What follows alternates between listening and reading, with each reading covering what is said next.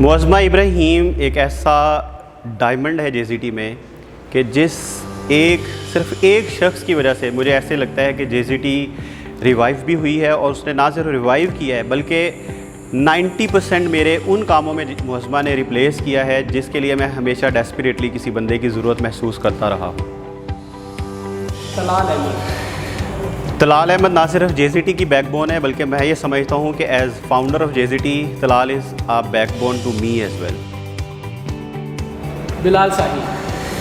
Bilal Sahi JCT के लेमन का मास्टरमाइंड भी है, और उसने इसको रिवाइव भी किया है, इसको ज़िंदगी बख्शी है, और एक ऐसा समझदार लीडर है हमारी जेसीटी में जिसकी वजह से जेसीटी एक बहुत स्ट्रॉन्ग ऑर्गेनाइजेशन के तौर पर अल्हम्दुलिल्लाह ऑपरेट करे।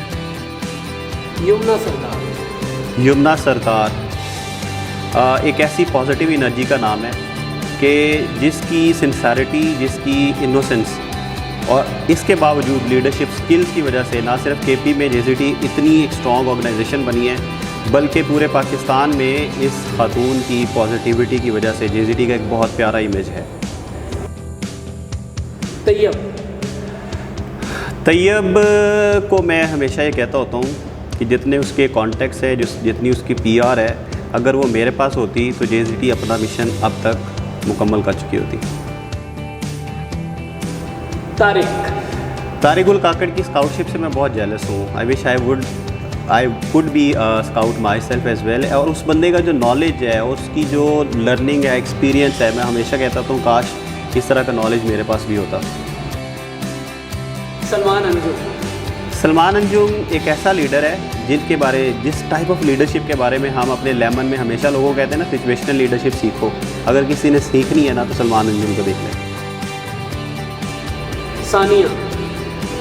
सानिया अफजल ने हमें सलमान अंजुम दिया, ये सबसे बड़ी मैं कहता हूँ सानिया की फेवर है जेसीटी पे। फवाद अफरीदी स्टार्ट किया इसने एक वॉलंटियर के तौर पे, लेकिन जिस टाइप से ये बंदा ग्रूम किया है इसने और लीडर बन गया है, मैं चाहता हूँ कि मैं इससे कभी बैठ के सीखूँ कि एक फाटा जैसे ट्राइबल एरिया से बिलोंग करने के बावजूद किस तरह इतना खूबसूरत लीडर बन सकता है कोई इंसान। मैं इससे सीखना चाहता हूँ।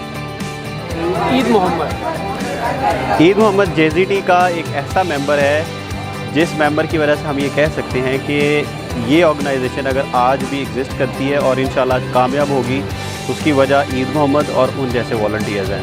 ईद मोहम्मद अगर जेसीटी में ना होता तो जेसीटी कोई ऑर्गेनाइजेशन ना होती। शुमाइला जमशेद के बारे में मैं ये कहना चाहता हूँ कि जेसीटी में अगर मुझे कभी किसी को रिप्लेस करने की ज़रूरत पड़े तो मेरी रिप्लेसमेंट शुमाइला जमशेद है। इरफान शफकत के बारे में मैं ये कहना चाहता हूँ कि मैं ये समझता हूँ कि जेसीटी में जब भी मुझे अप्रिसिएशन की ज़रूरत पड़ती है, एक्नॉलेजमेंट की ज़रूरत पड़ती है, तो इरफान शफकत से बेहतर कोई बंदा नहीं है जेसीटी में।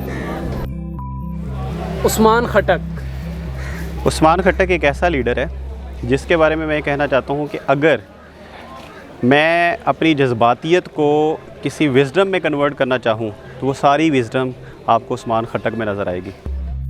गुलाम दस्तगीर। मैं तो नौकर हूँ यार आप सबका।